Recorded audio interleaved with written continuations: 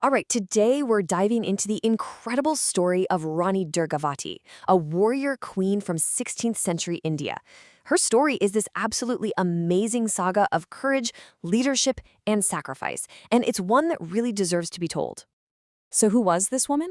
Who was this ruler who had the sheer nerve to challenge one of the most powerful empires on the planet at the time? Well, her story is all about fierce independence and unwavering honor, and it starts long before she ever came face to face with an emperor's army. So let's get into it. Her story really begins with this journey, from being a celebrated princess in one kingdom to the formidable queen of a whole new one. You see, Rani Durgavati was born into some serious royalty. We're talking the legendary Chandel dynasty, famous for these incredible temples and massive forts. And get this, she was actually born on Durgashtami, a day that celebrates the goddess Durga. So, of course, they named her Durgavati. It's almost like she was destined for greatness, and man, did she live up to that name. And her life, wow, it changed fast. I mean, really fast. In 1542, she marries Dalpat Shah, forging this huge alliance between two powerful kingdoms. Just 3 years later, she has a son, Veer Narayan, but then tragedy strikes. In 1550, her husband passes away, leaving their son, the heir, at just 5 years old. At this absolutely critical moment, Durgavati steps up.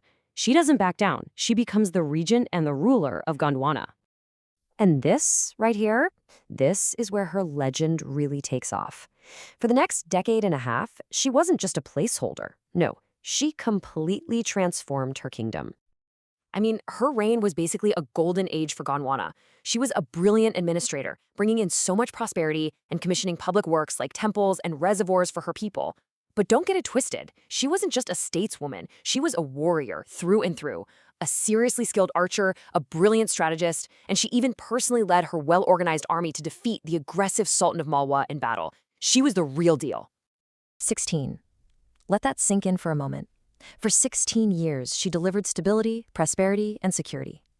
This wasn't just a flash in the pan. This was a long, sustained period of truly effective and powerful leadership.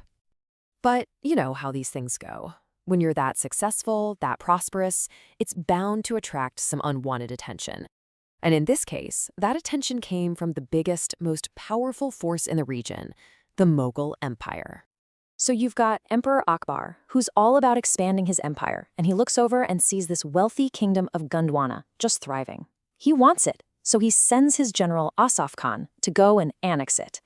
For Rani Durgavati, this was going to be the ultimate test. And let's be real about the situation. This was a total David versus Goliath scenario. On one side, you have Rani Durgavati's army, much smaller, yeah, but fiercely loyal, fighting to protect their homes. On the other side, the massive, well-equipped imperial army of the Mughals. The odds were just insane, totally impossibly stacked against her. So, faced with that impossible choice, Rani Durgavati chose the path of courage. For her, this was never just a war for territory. This was a war for honor. And these are the words that have just echoed through history. When they gave her the option to surrender, this was her defiant response. For her, giving up meant a life of disgrace, so she chose to fight for her honor and for the dignity of her kingdom. And oh, did she fight! In 1564, at the Battle of Naranai, she wasn't commanding from the rear. No way. She led from the very front, mounted on her war elephant, inspiring her troops with her own bravery against a much, much larger enemy. Can you just imagine that sight? During the fierce fighting, she was hit by arrows and severely wounded. As the tide of the battle turned, she realized defeat was inevitable. And right there, she faced one last choice. Rather than be captured, she took her own dagger and ended her own life. This wasn't an act of despair. It was a final, defiant act to protect her honor. So, though the battle was lost, her story was far from over. Her final act is what cemented her legacy, making her an immortal symbol of sacrifice and courage.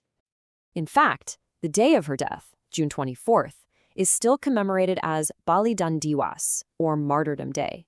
It's a day to remember her supreme sacrifice for her motherland, a queen who gave her life for the honor of her kingdom and her people. So why do we still tell her story nearly 500 years later? because she embodies principles that are absolutely timeless.